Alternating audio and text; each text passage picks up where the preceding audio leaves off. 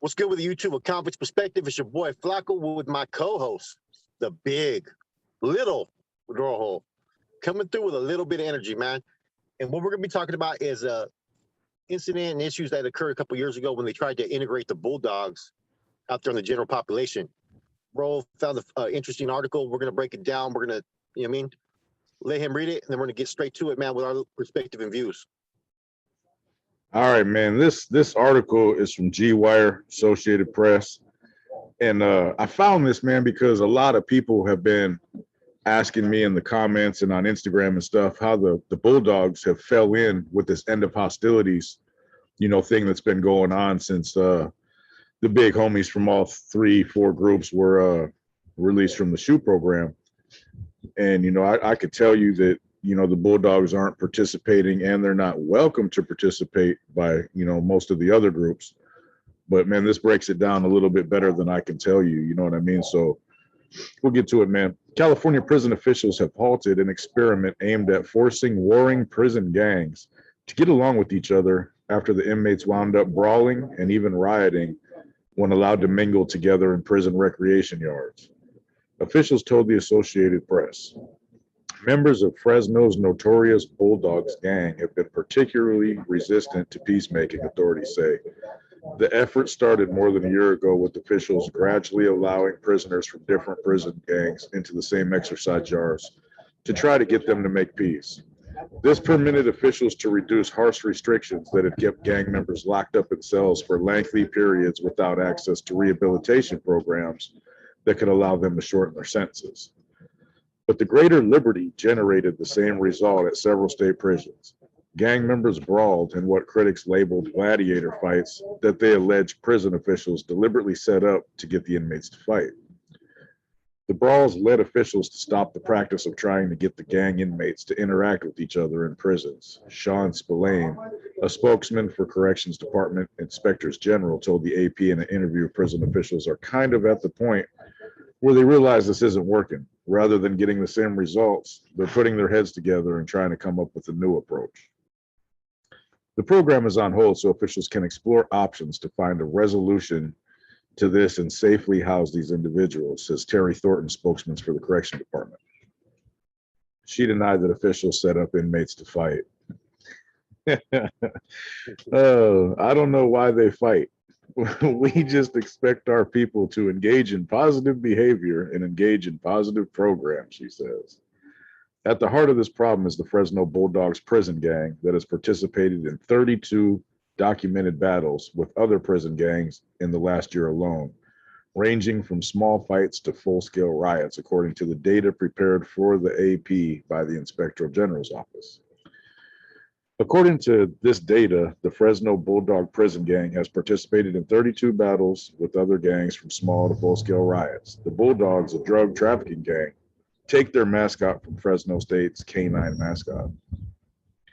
Members wear the school's trademark red clothing, and the gang has affiliates in the city.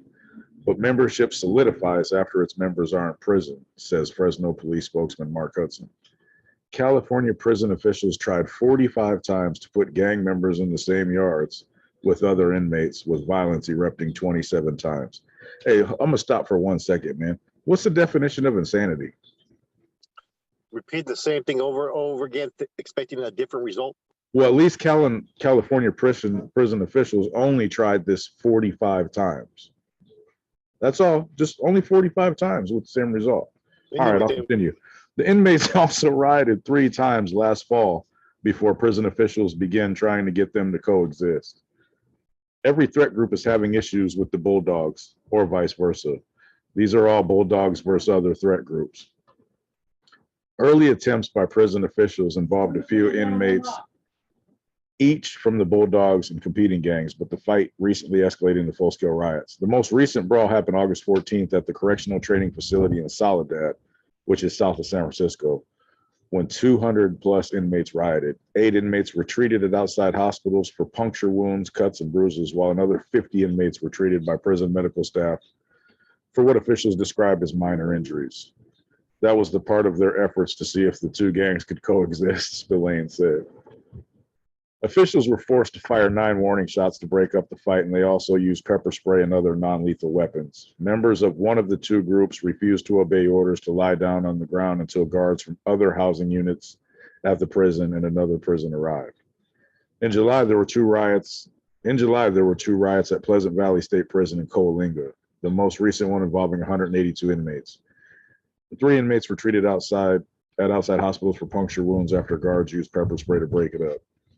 Prisoner advocate Richard Edmund Vargas, who co-founded the criminal justice reform group Initiate Justice 3 years ago after serving prison time for robbery, blamed correction officials for putting gangs in situations where brawls were inevitable. Edmund Vargas claimed that there does seem to be an element of sadism on the part of prison officials. If you know that they're going to fight, why are you letting them fight, he asked. But he said the inability of the gangs to get along is disrupting prison life and affecting inmates caught up in the violence against their will or who cannot participate in rehabilitation programs that could shorten their sentences. The fact of the matter is they do have a conflict on their hands, Edwin Vargas says. What's that mean? They're going to keep half the prison population on lockdown forever? Question mark. Programs began a year ago at Corcoran State Prison in the Central Valley when prison officials tried to introduce 5 members of the Bulldogs and 6 members of another gang to one another in a prison recreation yard. They immediately began fighting. Bulldogs basically have an attack on site ethos, said prisoner rights attorney Charles Carbone, who was representing an inmate injured November 30th, 2018 brawl at Pleasant Valley State Prison. Officials tried to force peace talks between 5 Bulldogs and 5 members of another gang, separating them with a fence, but without keeping them handcuffed. When the talks immediately fell apart, inmates started attacking each other.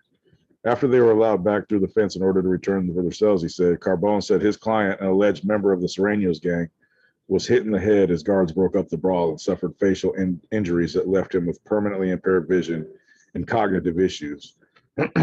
He's having a problem with thinking clearly and memory and those sorts of things, Carbone said of his client serving a 10-year sentence for robbery. The judge never sentenced them to permanent injuries and irreparable harm. Officials have tried intermittently ever since to interrogate the gangs and invited the Inspector General's office to observe most attempts since April. They've had some success reintroducing smaller groups, Spillman said, including several uneventful attempts at the prison in Soledad in the weeks before the August riot. Spillman said the Inspector General's office has fielded numerous complaints, including from state lawmakers who represent the problem prisons, and plans to issue a report in the coming months. What do you even say to that, bro? You know, I mean, let's get straight to it, man. And let's first look at the end to all hostilities. First of all, the Bulldogs were never looked at as a prison gang. Therefore, when all these agreements were taking place up there with the people that signed on, like Todd Astor, a couple other cats, Chuco, yeah, they were all housed in D1 through D4, which was a short corridor, which is where they housed all prison gangs, that were in the Big Four. yeah. They put all the shot callers there. They didn't put no structure inmates there. It was all NF, AB, MA. You had to be considered high power. So all prearranged agreements occurred only within that group. The Bulldogs are an interesting group because they were the ones that separated themselves before there was ever an SNY. They fought for yards. They actually established yards where their presence were out there on main lines back in the 90s. It got so bad with them that they were getting off so much that they elected to start giving them their own yards.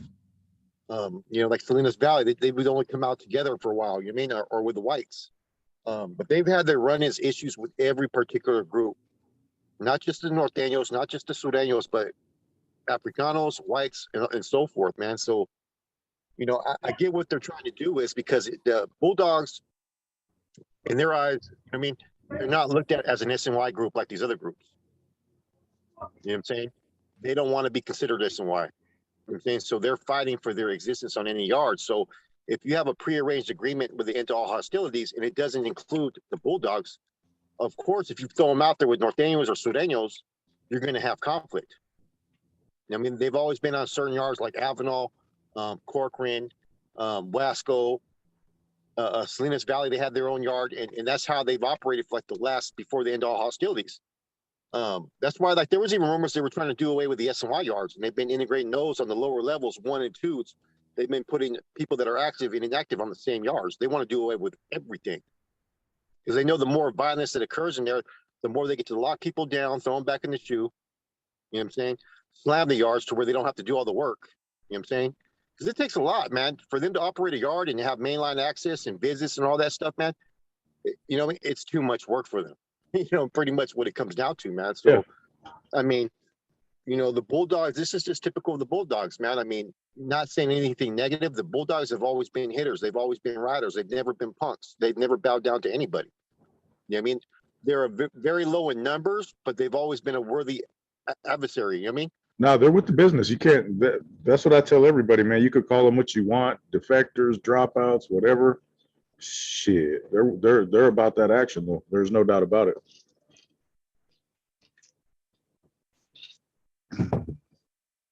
Most definitely.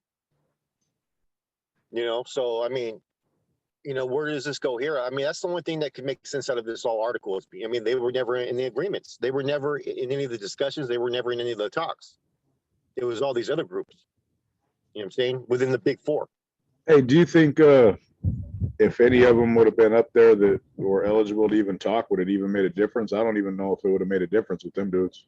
I don't know if it would have made a difference because I mean, it just depends because most of the people who are in the shoe that are Bulldogs, they're in there for disruptive activities, you know, doing the big eye. I mean, they used to give indeterminate shoes based upon the fact if you were too violent too. Yeah. As well back in the days. So I don't think it really would have made change. I think the CDC administration knew exactly what they were doing and they were trying to make a point. Oh, see, these guys ain't getting along. They're not complying. They're not complying with orders. They still want to fight. I think it was just used as a tool. They knew what the results were going to be. So they don't have to work. Yeah, I think those riots that happened in Soledad, I'm not sure if that was at Salinas Valley or Soledad, but I think that was with the Sureños actually. You know what I'm saying? I think that they kind of knew better than to try to integrate them with Norteños because that's just been a long existing war. You know what I'm saying? I don't think the Bulldogs have really been on any mainline yards with Norteños since like 2005, 2007. You know, so what they started to do is they started to have like almost like their 50-50 yards for them to where they would be around active other groups like whites, Africanos, and then they started to go to war with the Sureños. Yeah, man. I only think it wouldn't even have mattered if anybody with any kind of stature from that group would have been there, you know, during those talks, you know, preceding the end of hostilities, because since they're not validated, they don't get stuck in the shoe anyway. So they don't really have, you know, nothing to gain by making peace. You know, I mean, they don't get validated as prison gang members. You know, they're still considered a disruptive group or security threat group or whatever, you know, their classification is. So they don't get validated based, you know, solely on their associations like NF, AB, MA. You know what I mean? Did you ever think that maybe it was a joint effort on both sides of the MA and the NF? That basically we're not going to let Bulldogs program on this yard.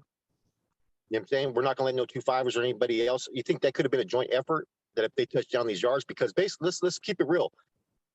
There's a lot of money on these yards. You know what I'm saying?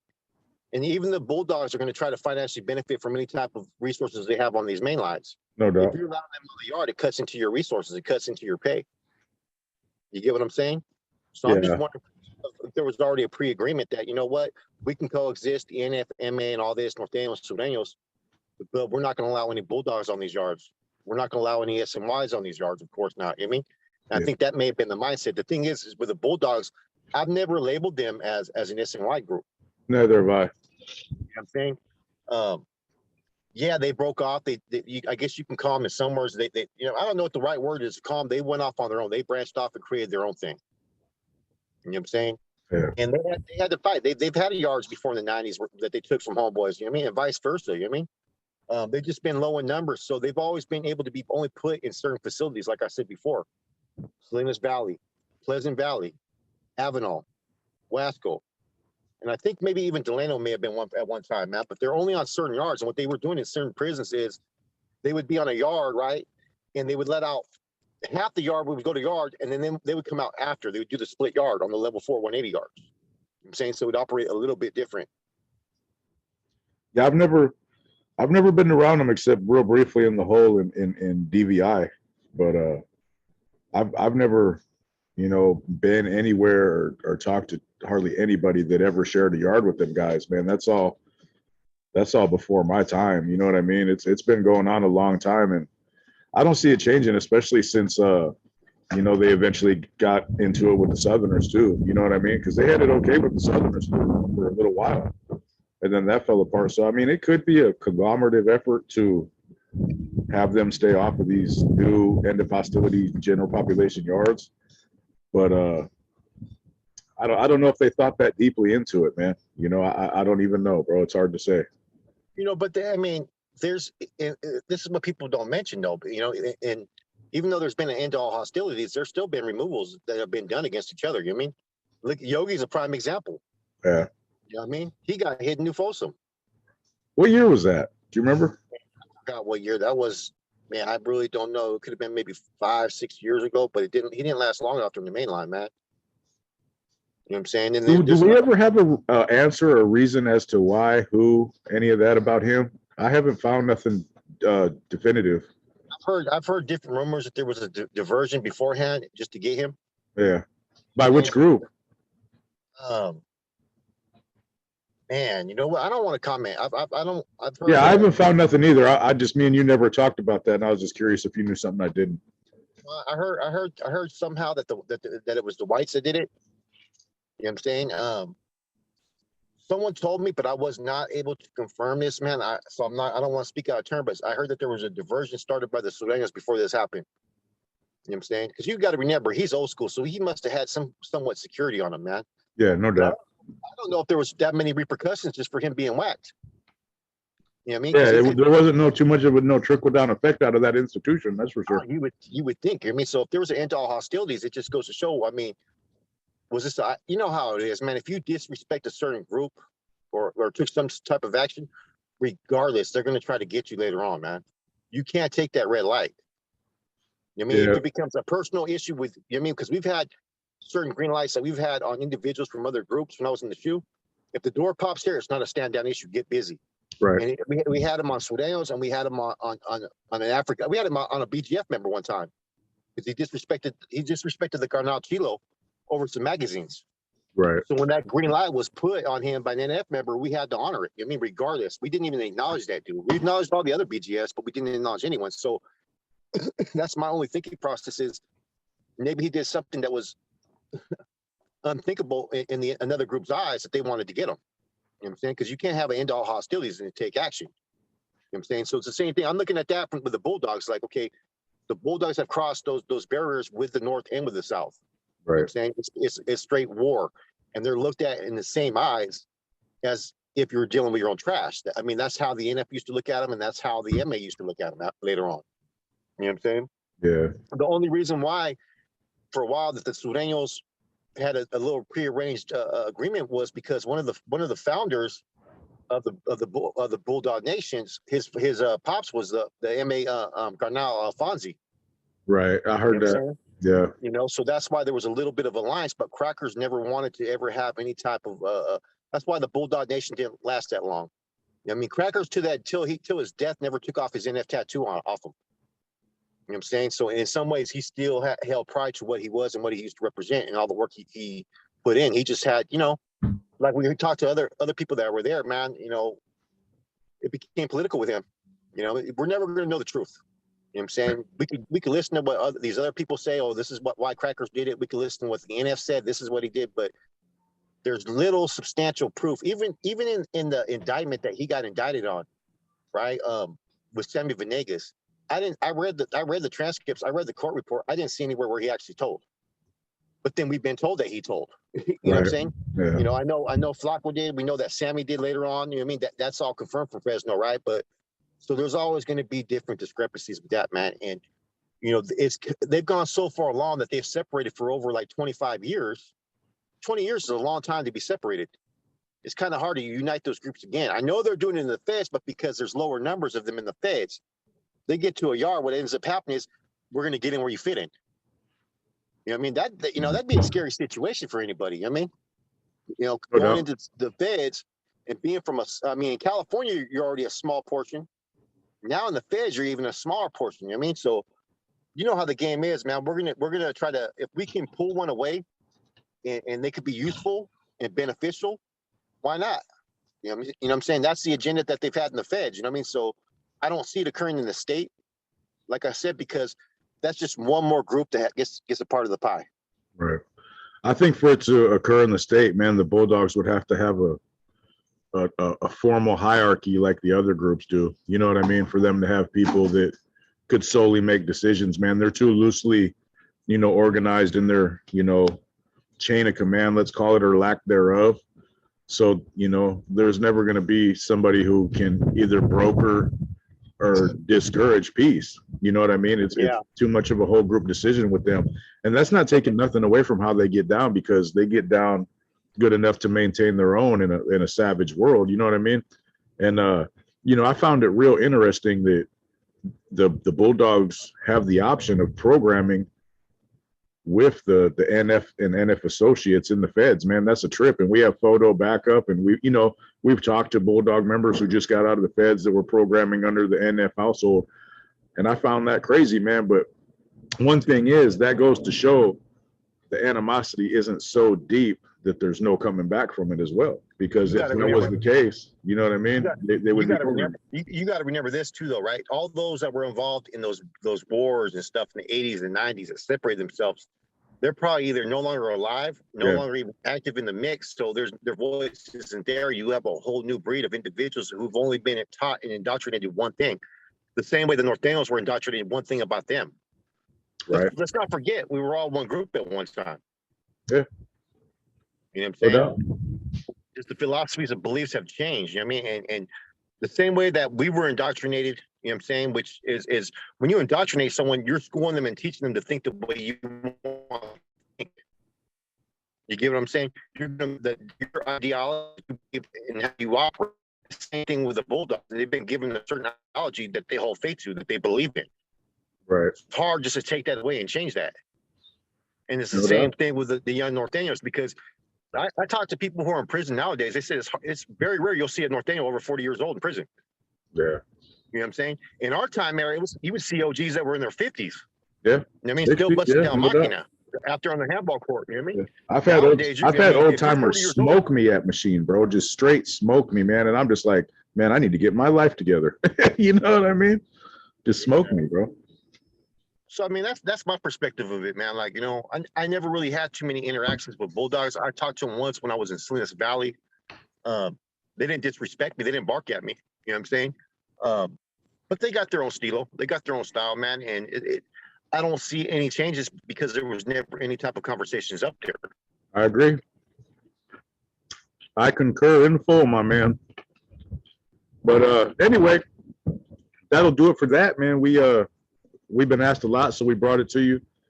Hey, much respect to the Bulldogs. Can't take away nothing from them. And, man, much respect to everybody out there doing their thing, whether you're active or not, man. It don't matter, man. Stay true to you. Have a blessed rest of your weekend, and me and Flacco will get back at you with some more material in the mañana.